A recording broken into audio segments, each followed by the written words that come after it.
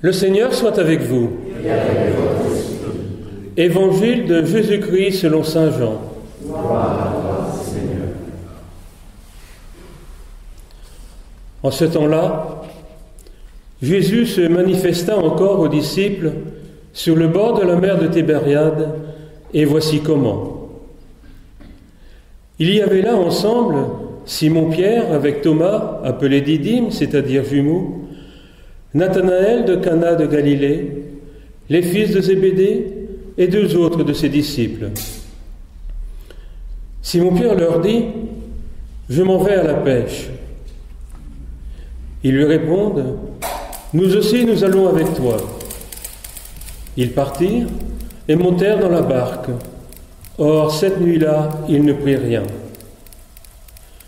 Au lever du jour, Jésus se tenait sur le rivage, mais les disciples ne savaient pas que c'était lui. Jésus leur dit : « Les enfants, auriez-vous quelque chose à manger ? » Ils lui répondirent : « Non. » Il leur dit : « Jetez le filet à droite de la barque et vous trouverez. » Ils jetèrent donc le filet, et cette fois ils n'arrivaient pas à le tirer, tellement il y avait de poissons. Alors le disciple que Jésus aimait dit à Pierre : « C'est le Seigneur. » Quand Simon-Pierre entendit que c'était le Seigneur, il passa un vêtement car il n'avait rien sur lui, et il se jeta à l'eau. Les autres disciples arrivèrent en barque, traînant le filet plein de poissons. La terre n'était qu'à 100 de mètres. Une fois descendus à terre, ils aperçoivent disposé là un feu de braise avec du poisson posé dessus et du pain. Jésus leur dit : « Apportez donc de ces poissons que vous venez de prendre. » Simon-Pierre remonta et tira jusqu'à terre le filet plein de gros poissons. Il y en avait 153. Et malgré cette quantité, le filet ne s'était pas déchiré. Jésus leur dit alors : « Venez, mangez. » Aucun de ses disciples n'osait lui demander : « Qui es-tu » Il savait que c'était le Seigneur. Jésus s'approche, il prend le pain et le leur donne, de même que le poisson.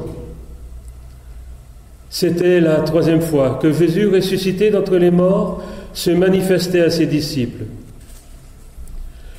Quand ils eurent mangé, Jésus dit à Simon : « Simon, fils de Jean, m'aimes-tu vraiment, plus que ceci » Il lui répondit : « Oui, Seigneur, toi tu le sais, je t'aime. » Jésus lui dit : « Sois le berger de mes agneaux. »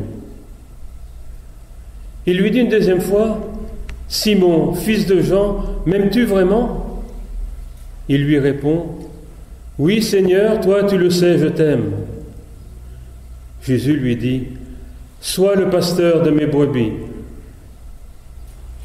Il lui dit pour la 3e fois : « Simon, fils de Jean, m'aimes-tu » Pierre fut peiné parce que la 3e fois Jésus lui demandait : « M'aimes-tu » Il lui répond : « Seigneur, toi tu sais tout, tu sais bien que je t'aime. »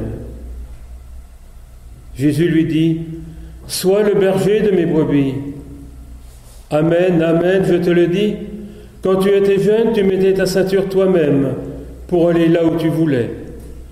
Quand tu seras vieux, tu étendras les mains et c'est un autre qui te mettra ta ceinture pour t'emmener là où tu ne voulais pas aller. » Jésus disait cela pour signifier par quel genre de mort Pierre se rendrait gloire à Dieu.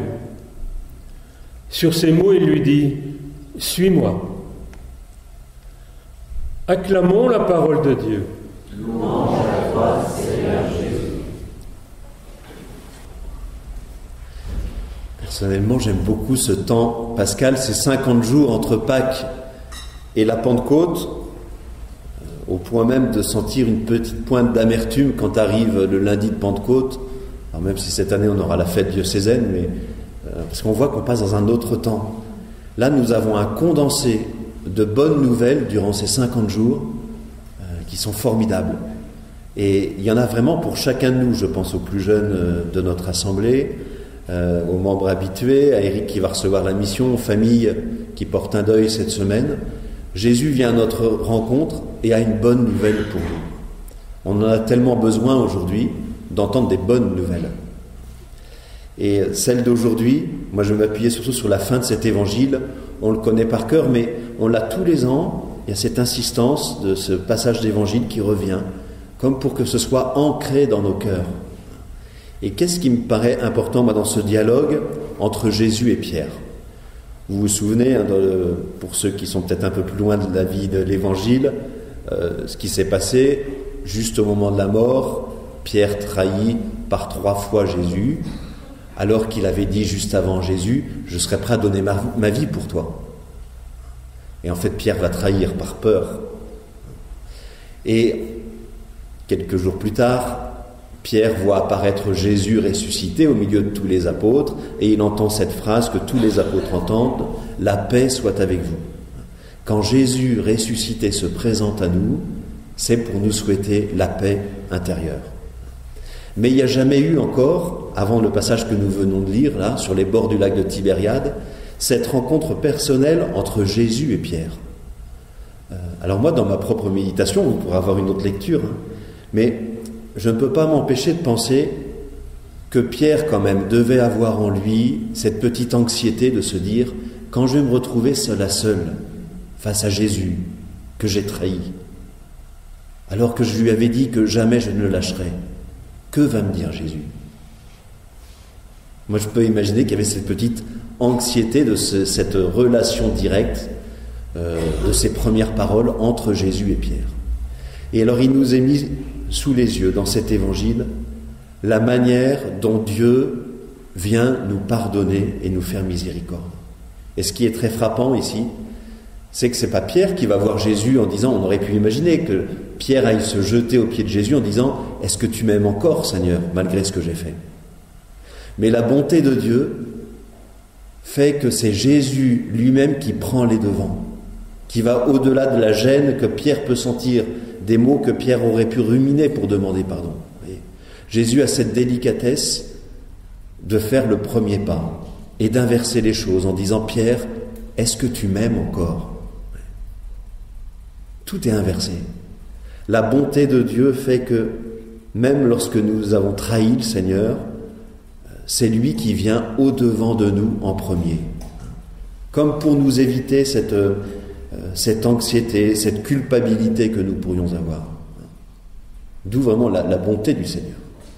Et la manière dont Jésus va racheter Pierre, va relever Pierre, ce n'est pas en lui disant, effectivement, tu m'as trahi, tu m'as lâché, tu m'avais pourtant promis. Aucune culpabilisation de la part de Jésus.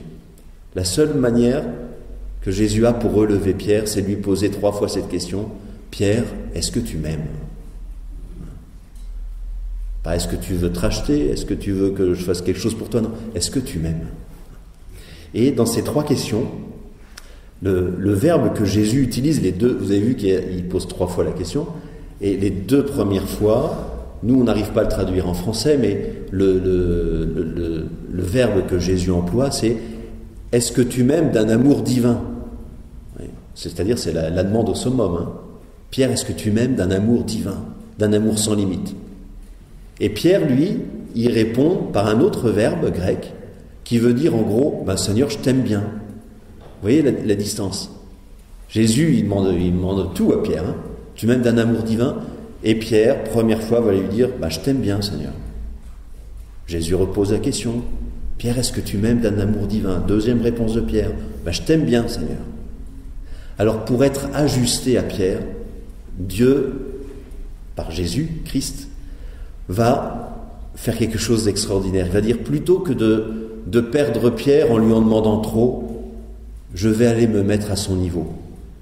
Et donc, dans le texte grec, la 3e question, c'est « Pierre, est-ce que tu m'aimes bien ?» Vous voyez, même jusque-là, Jésus abandonne, de peur de perdre Pierre, Jésus va préférer s'abaisser jusqu'au petit amour que Pierre va lui donner.